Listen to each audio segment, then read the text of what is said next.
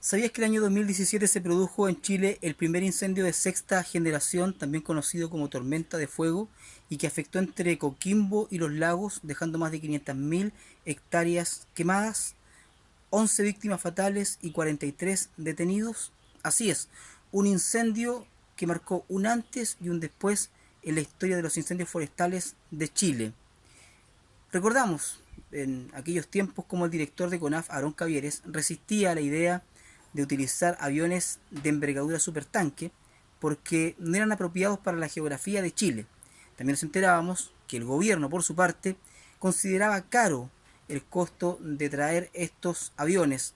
Entonces aparece en escena Lucia Vilés, una filántropa, que se pone con 2 millones de dólares para poder traer estos aviones supertanque a nuestro país. Adicionalmente, Rusia colabora con el avión Ilyushin. Juntos, estos dos aviones de gran envergadura hacen que el combate del incendio sea un poco más viable. Dicen los expertos que los incendios de sexta generación son muy difíciles de combatir y que la mejor forma de enfrentarlos es la prevención.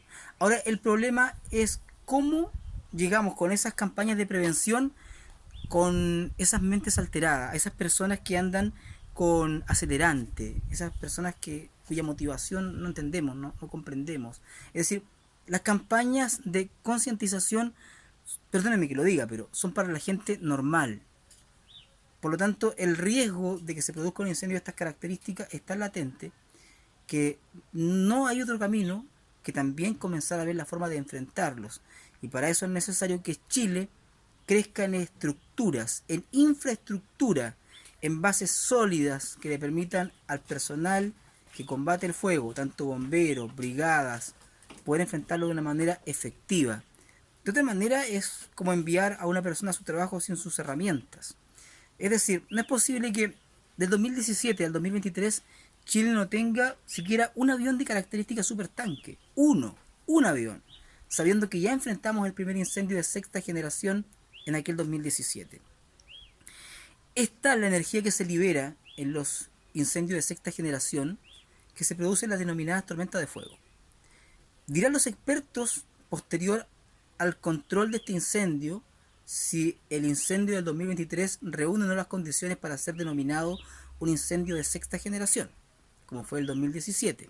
Sin embargo, por la cantidad de hectáreas quemadas, podríamos decir que habría sido bueno para este país haber contado ya con infraestructura y con aeronaves acorde a lo que está pasando en el país. Antes no teníamos experiencia, estamos de acuerdo. Estos incendios se producían en Estados Unidos, Australia, incluso últimamente al sur de Europa. Pero ya tuvimos un primer evento, por lo tanto es necesario actualizarse. Y que no ocurra como aquel informe nos dio cuenta el año 2012, que el 45% de los recursos destinados a CONAF se destinan a sueldos, a remuneraciones. Es tiempo de que se invierta más en infraestructura, en herramientas para poder enfrentar estos incendios. Si este incendio es catalogado luego de sexta generación, fíjese usted que vamos a tener que analizar varias cosas y repasarlas durante mucho tiempo.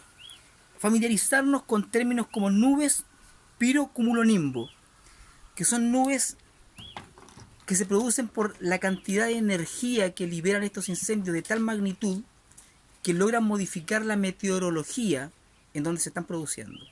Este tipo de nubes se producen sobre las columnas de humo, también se producen sobre las cenizas volcánicas cuando hay una erupción y sobre el hongo de una detonación nuclear.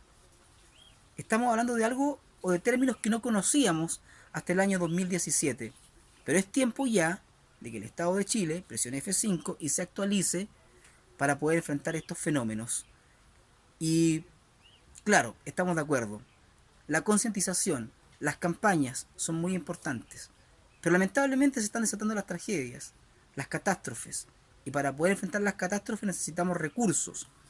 Recursos que se tienen que gestionar rápido. No podemos estar esperando que llegue un avión supertanque o tanker desde el extranjero, porque cada hora que se demora en llegar, cada minuto que nos demoramos en hacer el acuerdo comercial para poder traerlo, se pierden vidas, tanto de personas como de animales, y se pierden hectáreas de terreno, que son muy importantes. Por lo tanto, es el tiempo, es la hora de comenzar a invertir en lo que necesitamos para este Chile que está enfrentando este tiempo de incendios de sexta generación.